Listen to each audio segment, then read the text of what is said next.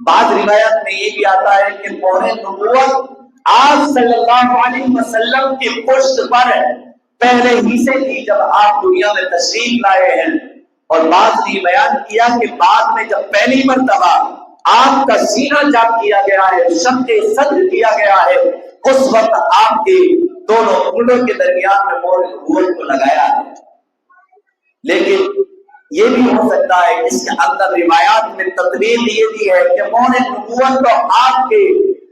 دونوں مونڈوں کے درمیان آپ کی پیدائش کے وقت سے تھی، لیکن اس کے اندر صاف طور سے اسے نمایاں جب کرایا گیا ہے جبکہ آپ کو 4 سال کی عمر میں شق صدر کا واقعہ پیش آیا۔ اور ایک چیز یہاں پر اور بھی عرض کر دوں، سوال پیدا ہو سکتا ہے، کوئی پوچھ سکتا ہے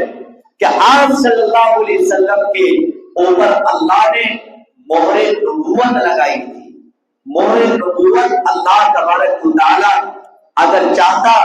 آپ کے سینے پر لگا دیتا، اگر اللہ چاہتا آپ کے ہاتھ میں لگا دیتا، اگر اللہ تبارک و تعالی چاہتا آپ کے پیروں میں لگا دیتا، لیکن مہر نبوت کو اللہ نے آپ کی پشت پر دونوں مونڈوں کے درمیان ہی کیوں لگایا؟ یہ سوال پیدا ہو سکتا ہے، یہ کوئی پوچھ سکتا ہے۔ اس کی وجہ یہ ہے کہ شیطانی وسوسے جو انسان کے دل کے اندر آتے ہیں، وہ جو قلب انسان کا سینے کے اندر رکھا ہوا ہے، پشت کی جانب سے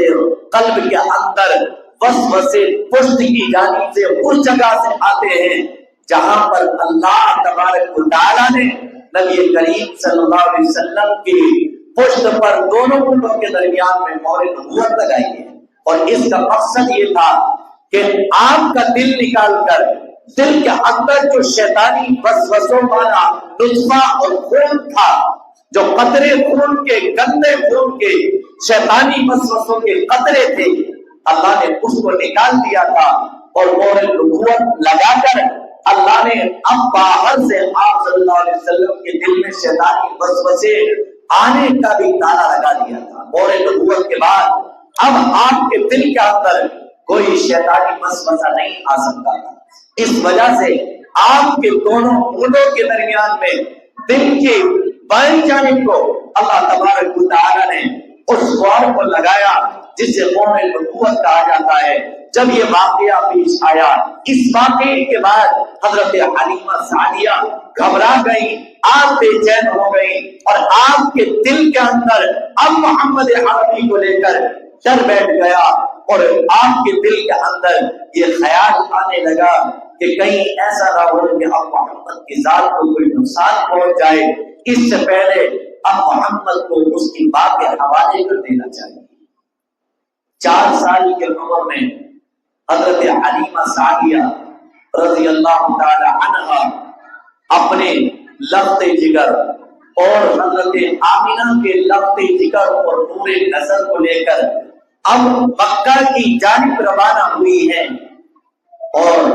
ارادہ دل کے اندر یہ ہے کہ اب بیٹا اس کی ماں کے حوالے کر دینا چاہیے۔ مکہ کی سرزمین پر پہنچی ہیں،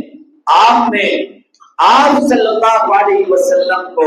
آپ کی والدہ محترمہ حضرت آمنہ کے حوالے کر دیا ہے۔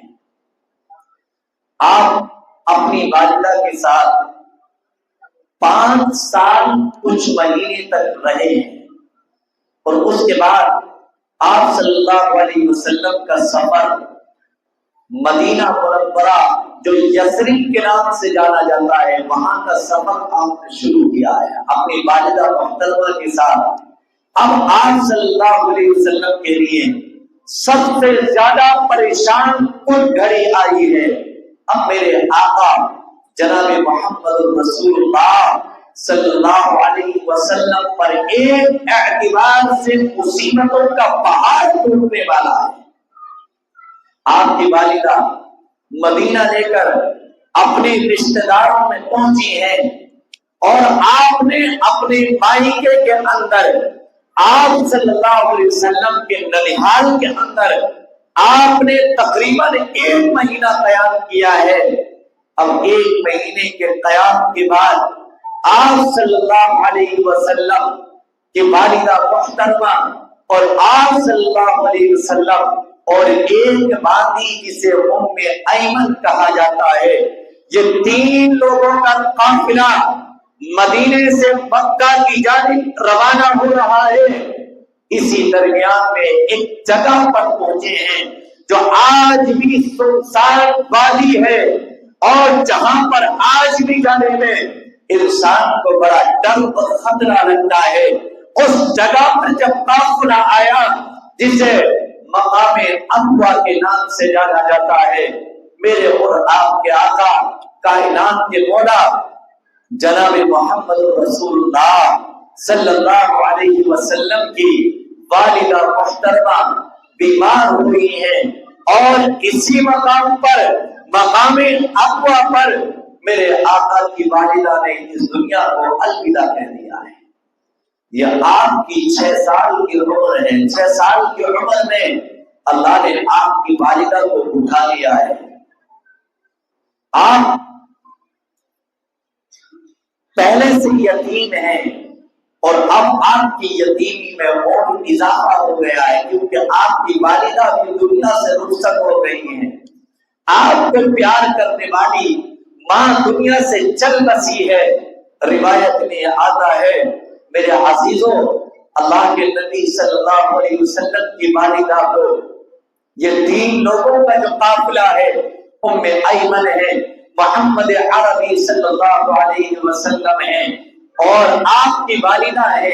آپ کی والدہ دنیا سے چل بسی ہے۔ ابوا نامی جگہ پر آپ کی قبر کھودی گئی ہے، اور آپ کو اس قبر کے اندر مقام ابوا نامی جگہ پر دفن کر دیا گیا ہے۔ ام ایمن آپ کو لے کر آئی ہیں، دیکھتی کیا ہے، میرے آقا جناب محمد رسول اللہ صلی اللہ علیہ وسلم اپنے ہاتھوں سے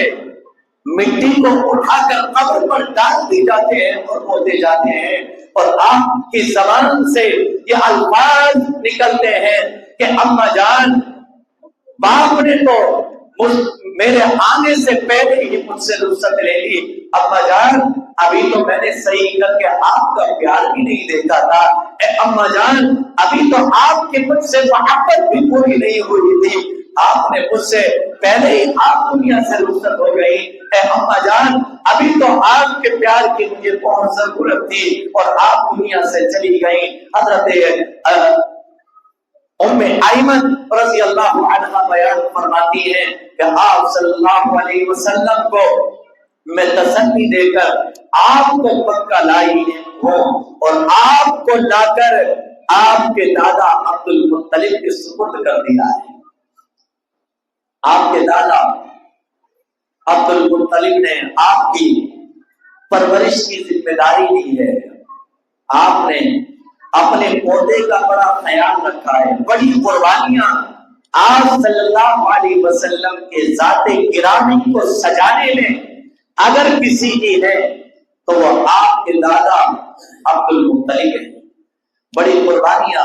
آپ کی تربیت میں، آپ کی پرورش میں